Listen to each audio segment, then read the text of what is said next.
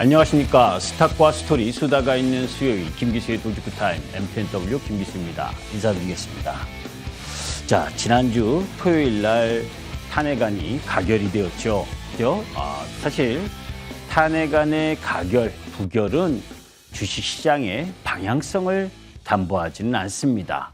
일단 계엄 선포와 관련된 부분에서 탄핵이 가결됐고 그런 가운데에서 이제 헌법재판소의 시간으로 갔죠. 그런 가운데에서 이제 헌법재판관 6분이 어떤 결정을 하느냐는 이후 흐름으로 넘어가도록 하는 거고. 자, 그런데 여기 좀 클로즈업을 해주시기 바랍니다. 자, 실제 우리 시장에 있어서 보게 되면 이 계엄 선포 이후 시장이 급락을 하고, 그죠? 그런 가운데에서 급반등을 했거든요. 12월 6일부터, 그죠? 이 저점이 나온 상황에서 올라간 부분. 이때 개인들이 2조 3,500억을 매도를 했어요. 그런데 이 월요일 날, 그죠? 월요일 날 최고대기의 부분에 있어서 개인이 이 이틀 동안 8,300억을 매수했습니다. 우리가 주식시장은 단기적 부분에 있어서는 수급이 중요하거든요. 그러니까 시장이 돌아가는 흐름들 속에서 나름 저점에서 6% 상승한 시점에 매수하는 것보다, 그죠? 미국 시장이 약세 흐름 속에서 오늘 매수하는 것이 더 좋은 포인트죠. 이런 것들이 그것이 시장을 바라보는 부분에서 나올 수 있는 겁니다.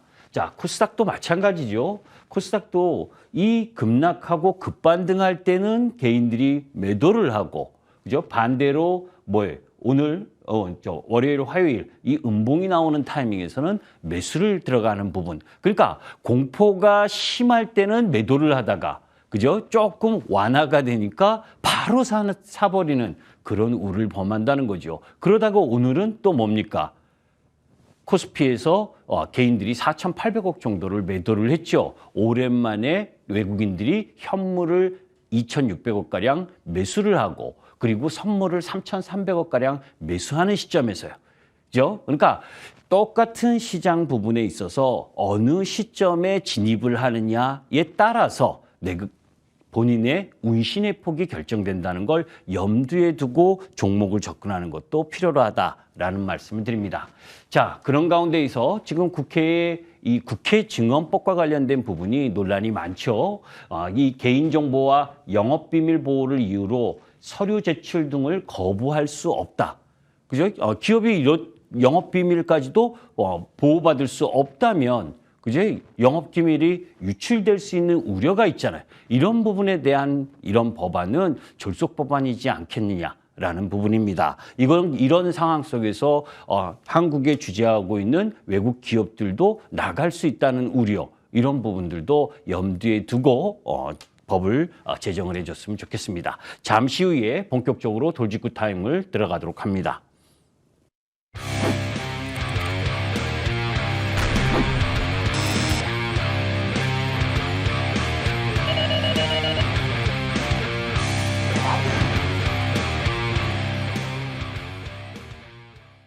자, 여러분들 한번 차트 실력을 한번 보도록 하겠습니다. 그죠? 주가가 12만 원에서 58,500원까지 내려와서 지금 일봉상 정배열이 되어 있습니다. 지금 83,000원이거든요. 여러분들 마음속으로 이 종목을 매수할 건지 매도할 건지를 한번 체크해 보세요. 그죠? 자, 일봉상 기술적 흐름에 수렴을 정배열이 되어서 올라갈 수 있는 분위기를 만들고 있습니다. 이 주식의 주가의 모습을 한번 보도록 하겠습니다. 그죠? 그 조금 전에 보였던 자리가 이 노란 원의 위치입니다. 그죠? 그리고 이 85,000원대에서 계속 내려와서, 그죠? 22,000원까지 찍고 있습니다. 제가 왜 여러분들에게 그 일봉 모습을 보여주느냐 하면, 주가는, 그죠? 많이 떨어졌다고 반등하는 것이 아닙니다. 중요한 것은 이 실적이죠. 주식의 가격을 결정하는 요소는 펀더멘탈, 그리고 단기적인 수급, 그리고 그 속에서 투자 심리가 결정을 하는 겁니다. 그죠? 매출이 작년도에 비해서 반토막이 나고, 그리고 3분기 영업 손실이 어닝 쇼크를 일으키는 기업이 왜 올라가야 되는 겁니까? 그죠? 많이 떨어지는 게 정상이잖아요. 그러니까 이런 부분들을 판단해서 시장 그리고 종목을 접근할 필요가 있다는 말씀에서 여러분들께 다시 한번 차트와 그리고 펀더멘털에 대한 이해를 돕기 위해서 말씀드렸습니다. 자, 이제 내일 아침 새벽 4시면 FOMC 회의 결과물이 나오죠. 이번에는 매파적 인하, 그죠? 매파적 인하를 전망을 하고 있습니다. 지금 한미 기준 금리 차이가 1.75% 차, 그죠? 요번에 0.25% 인하가 95%가 확률이 넘어가고 있는 상황입니다. 그런데, 그죠? 미국채 금리는 10년물 국채 금리는 4.4% 내외에서 내려오질 않고 있습니다. 달러도 강세를 보이고 있습니다. 그 이유가 뭐겠습니까? 중요한 건 지난주에도 말씀드린 것처럼 CPI, 소비자 물가 지수도 끈적거려. 그리고 PPI, 생산자 물가 지수도 예상치보다 올라와. 그죠? 어제 소매 판매 부분도 양호해. 그러니까 금리를 내릴 명분이 자꾸 없어지는 겁니다. 거기에 사실 이 계란 가격, 미국에서 계란 가격이 급등을 했죠. 조류 인플루엔자에 따른 공급 감소하고 성탄절 연휴 특수 영향으로 전년 동기 대비 38% 급등하는 모습을 보여줬고, 요게 물가에 대한 부담을 자극했고, 또 하나는 지금 식료품 가격 전체적으로는 내려와 있는 상황인데 지금 트럼프가 불법 이민자 대규모 추방을 이야기하고 있잖아요. 그렇게 되면 근로자 부족 현상으로 식료품 가격에 급등 우려가 있기 때문에 이 물가가 내려오고 있는 부분이 오히려 반등할 우려가 있다는 거죠. 그러니까 이번 12월 달에 0.25bp를 금리를 인하해도 내년 1월에 금리를 인하하지 못할 거고, 그런 가운데에서 점도표도, 그죠?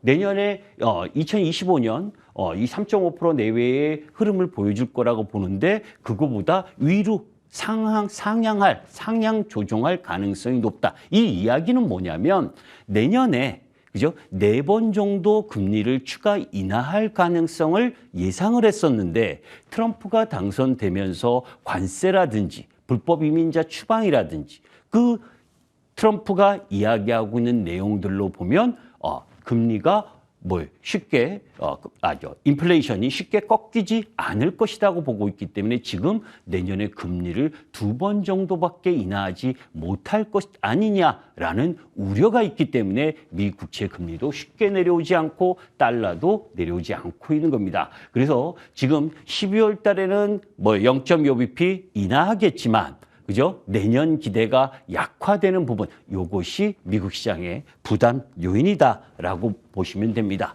자, 그런 가운데에서 지난번에도 한번 말씀드렸었죠.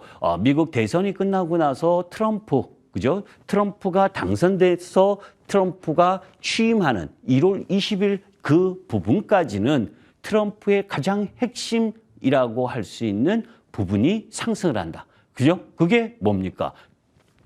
테슬라. 그리고 암호화폐. 그죠? 그래서 지금 엔비디아는 오히려 조정 양상을 보여주고 있는데, 그 엔비디아의 대항마라고 할 수 있는 브로드컴. 지금 브로드컴이 대형 클라우드 기업 3곳과 AI 칩을 개발 중이라고 하면서 시가총액 1조 달러를 돌파했죠. 지금 트럼프가 당선된 이후에 브로드컴의 상승률이 가장 높다라고 할 만큼 상승을 했고, 테슬라도 역시 마찬가지입니다.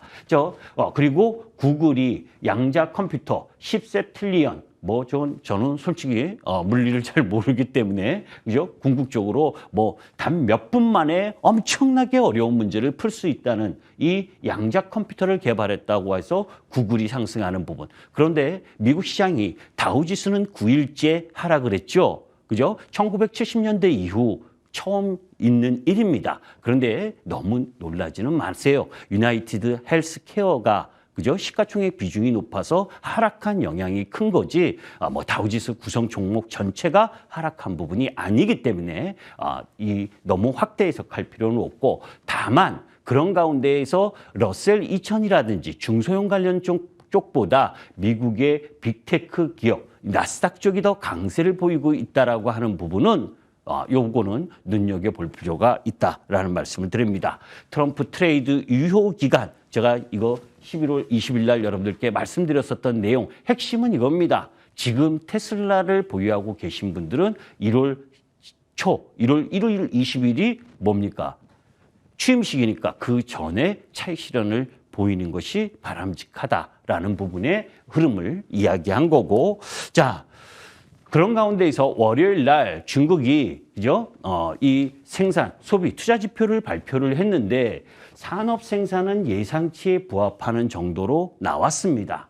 또 고정자산 투자도 예상치 부합 정도를 했는데 이 소매 판매 전달 10월 달에 4.8%에서 3.0%로 그죠? 시장 예상치보다도 훨씬 못 나왔어요. 광분절도 있었는데. 그죠? 그리고 중국이 경기 부양한다고 난리부르스를 쳤는데도 불구하고 소비가 활발히 이루어지지 않고 있다는 거. 그리고 중국의 부동산 부분에 있어서의 문제도 여전하다는 거. 이것이 지금 중국 시장의 발목을 잡고 있다는 걸 염두에 둘 필요가 있습니다. 자, 미국 증시가 비싸지만 미국의 예외주의 연장 이 부분도 이전에 말씀드렸기 때문에 왜 나스닥은 강세인데 우리 시장은 약세냐? 우리 시장은 이익 매력이 높지 않으니까 시장 지수가 지금 이런 겁니다. 아까 처음에 말씀드렸었던 탄핵이 부결됐다고 주가가 급락하고 주가가 급등하는 부분은 이제는 그런 부분을 신경 쓸 필요는 아니다는 거죠. 중요한 건 우리 경기가 그리고 우리 기업들의 이익, 체력이 양호하냐 하지 못하느냐에 따라서 움직이는 거죠. 우리 시장은 저평가된 것은 분명한데 그럼에도 불구하고 기업의 이익이 상향하지 못하고 있다는 거. 그런데 지금의 저평가라고 하는 요소는 지금 현재 상태에서 기업들이 이 기업의 영업 활동을 통해서 벌어들이는 영업 이익과 관련된 부분인데 내년에 트럼프가 취임하고 나서 그죠? 관세를 얼마만큼 부과할 건지 이런 부분도 지금 나온 게 없잖아요. 그러니까 불확실한 거고 불확실하니까 지금의 저평가 국면에서도 세게 반등하지 못하고 지리부진한 부분도 이해하시면서 접근할 필요가 있는 겁니다. 자, 거기에다가 우리가 서학개미, 그죠? 우리 시장에서 국장에서 떠난 서학개미, 그 서학개미가 그죠? 자, 잘 보세요. 2017년에 미국 비중이 43.8%였습니다. 그런데 2024년 올해 92.1%. 그죠? 그러니까 중국이라든지 일본, 홍콩, 유로존 이런 쪽 부분의 비중은 다 엄청나게 축소가 되고 거의 미국 몰빵 수준이죠. 그죠? 그 정도로 지금 미국으로 올인한 부분. 그러니까 미국 시장의 자산, 이게 비단 우리나라뿐이겠습니까? 그죠? 신흥국 시장이나 경제 성장률이 내려오고 있는 중국에 투자하기보다 우리나라처럼 내년 경제 성장률이 2%도 안 되고 1.8%, 1.7% 우려하는 부분보다 2, 3%대 GDP 성장률을 갖고 있는 미국, 그리고 트럼프가 얘기하는 다 미국으로 와서 생산하라라고 외치는 부분. 그러니까 자꾸 미국 시장으로 가는 거죠. 그런데 항상 보게 되면 주식에 과한 쏠림 부분은 그죠? 미국 시장이라고 그죠? 나스닥 지수가 1.5% 어제 올랐다고 해서 대부분 섹터가 다 올랐습니까? 아닙니다. 그죠? 중소형주들 다 약세를 보이고 마이크론 테크놀로지나 내일 실적 발표 나오고 있긴 하지만 그죠? 전체적으로 약세 흐름을 많이 보이는 종목들도 있다는 겁니다. 물론 우리나라 서학개미들은 대부분 빅테크 관련주에 투자를 하고 계시니까 그건 잘 알아서 하시면 되겠고, 그런 가운데에서 중국과 인도에서 미국 펀드로 머니 무브가 이어지고 있다. 해외 주식형 펀드 자금 유출입을 보게 되면 북미 지역에 그죠? 1조 8,300억이 들어가고 있고 북미 지역 외에서는 돈이 빠지고 있다. 이러니 미국 시장이 강세를 보일 수밖에 없는 거죠. 거기서 MSCI 신흥국 지수, MSCI 정기 변경이 사실은 내년 2월에 있는데, 그죠? 지금 신흥국 ETF 내 한국 비중은 계속 내려오고 있죠. 그죠? 비중을 줄이고 있는 겁니다. 한국 비중을. 거기에 MS지수의 한국 종목 수도 지금 100개 넘게 있다가 지금 92개로 줄어들었어요. 이 지수대의 흐름 부분에 종목 부분들이 급등하는 흐름을 보이지 못하면 내년 2월 정기 변경에서 우리나라 이 MSCI 편입됐던 종목이 편입은 없고 편출만 9개 정도 나올 것이라고 삼성증권에서 예측하는 부분입니다. 그 정도로 우리 시장의 주가가 엄청나게 박살났다는 거죠. 그죠? 자, 지난주 이야기했었던 탄핵 정국에서 그죠? 어제 이런 부분입니다. 어제가 아니고 오늘 이거죠. 종합주가 지수가 그죠? 지난주 월요일까지 급락을 했다가 급반등하는 상황. 급락을 해서 급반등하는 상황 속에서는 이 정책 동력 관련 섹터 부분들이 매도세가 심했습니다. 특히 외국인들의 매도세가. 그죠? 그게 뭡니까? 밸류업 관련 은행, 그죠? 보험, 그리고 원전, 그리고 대왕거래. 이런 쪽으로 매도세가 셌고 또 거기에 예산이 삭감된 방산이나 이런 쪽 부분들도 하락폭이 컸죠. 그런데 오늘은 그죠? 그런 섹터 부분만 일부 반등을 한 겁니다. 그죠? 삼성전자를 포함을 해서 어제 급락을 했었던 2차 전지 쪽이 일부 반등을 조금 한 것뿐이지. 그죠? 시장에 있어서의 큰 변화는 아직은 없다라고 보시면 되는데, 그죠? 자, 중국이 세계 최대 원전 강국으로 지금 가고 있습니다. 중국의 건설 중인 원전 102기. 그런 가운데에서 세계 최고 수준의 이용률을 보이고 있는 태양광, 풍력 등 재생에너지 이용률 95%예요. 한국 이용률은 30%밖에 안 되는데 한국은 어떻습니까? 그죠? 이번 예산안에 원전 관련 예산안이 다 깎였잖아요. 그죠? 중국은 이렇게 그리고 일본도 원전 비중을 늘리고 있는데 그죠? 이런 이 국가 기관 경쟁력 있는 산업에 있어서의 예산이 다운됨으로 인해서 급락을 보였었죠. 그런 부분이 오늘 조금 되돌아 나왔는데 이 부분은 정치적 부분하고 연결돼 있기 때문에 여러분들이 어떤 정치적 견해를 갖느냐에 따라서 중장기로 보유할 것이냐 아니냐를 결정할 필요가 있는 거죠.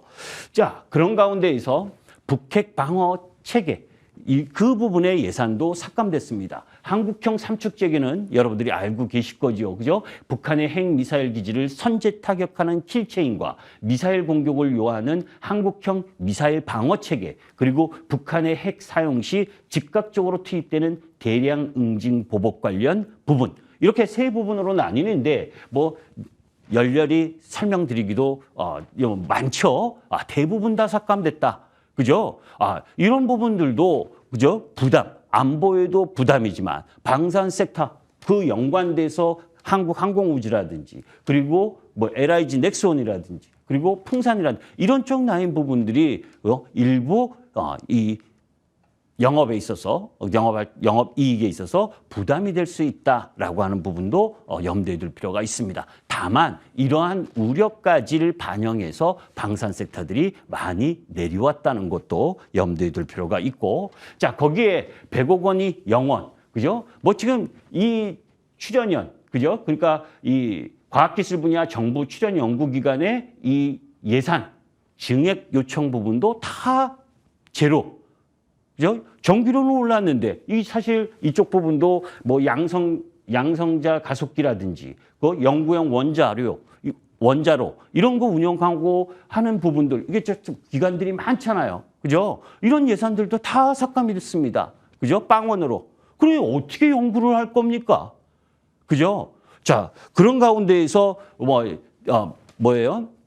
여러 가지 아까도 말씀드렸었지만 그래서 지금 추경과 관련된 이야기도 나오고 있는 거잖아요. 그죠? 하루빨리 저런 부분들을 시정할 필요가 있다라고 보시면 되고 지금 오늘 삼성전자가 쩍찔끔 반등을 하긴 했지만 그죠?